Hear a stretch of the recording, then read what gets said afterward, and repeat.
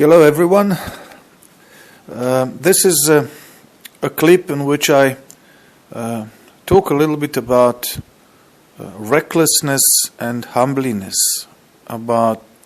the consequences and the psychological and value ramifications of recklessness on the one hand,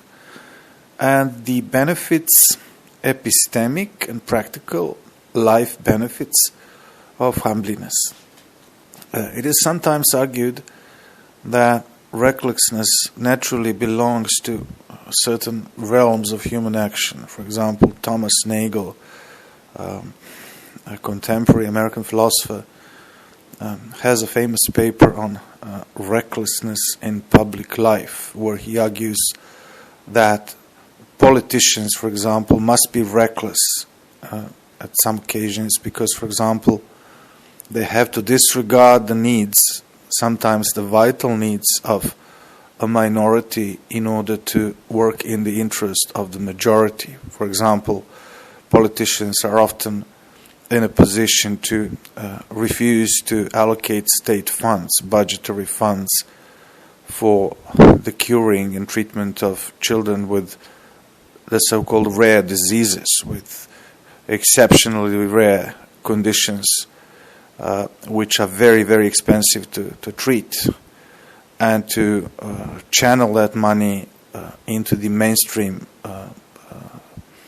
health system, where the funds can be used for many more cheaper treatments of more frequent diseases which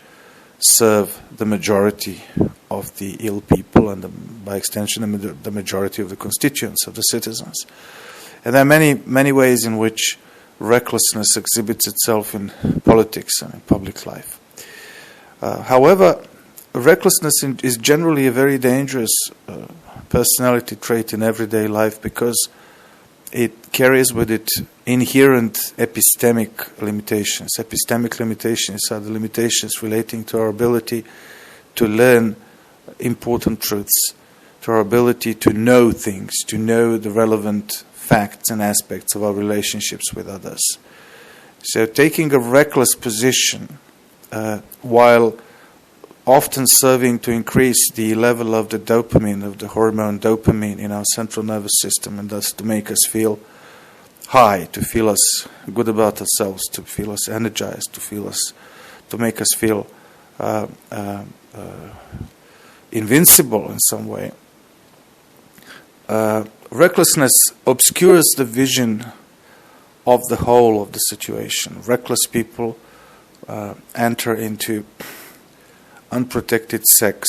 into risky financial dealings, into gambling. They are particularly prone to addictions.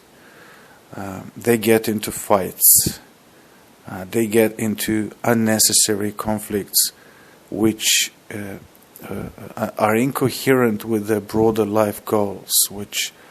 do not serve their longer-term aims, and they thus obstruct themselves. So recklessness is fundamentally a dangerous passion, a dangerous mental state, which, although it is superficially justified in some situations and maybe superficially and romantically associated with spontaneity, with emotions, with courage not to calculate too much and to be oneself when it really matters in situations of, standing up for the damsel and, fighting in a bar fight to protect someone, and in similar storytelling related situations. However, recklessness is fundamentally a degrading trait for our capacity to face life in a decent and equal manner, to be equal to situations in which life puts us. So recklessness is a trait that requires attention in any psychotherapeutic relationship. It is a trait which requires the person who is reckless, the client, to recognize their own recklessness, and one that requires a therapist to educate the client with regard to the role the recklessness plays in obstructing any kind of longer-term goal that the client might have. And this applies to individuals, to groups, to ideologies, to states, to civilizations. The same principle applies to, for example, to extreme modern ideologies such as the extreme left ideology and the extreme woke movement, which superficially invokes rights and liberties and diversity and values like that, while in fact it is a reckless value crusade which undermines the very foundations of any longer-term goal of any society or group of people, because if the woke agenda was pursued consistently, the human civilization would simply cease to exist, because the hierarchy of competence and of virtue would be destroyed in favor of a highly arbitrary and amorphous structure of diversity which would exist just for the sake of various identity groups being adequately represented, and ultimately this would lead to the society being unable to deal with the ordinary challenges that any society faces, and the structure of competence and ability to address problems, which is the foundation of every successful society, would be permanently and fundamentally undermined. So recklessness is always a kind of immaturity, both in individual psyche and in the collective psyche. And for this reason,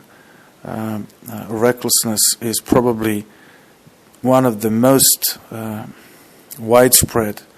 issues that we have to deal with in psychotherapy, and at the same time it is a reason for the need for psychotherapists to be experienced in life, to be seasoned in life, to not just be formally educated and trained therapists, but to also be philosophically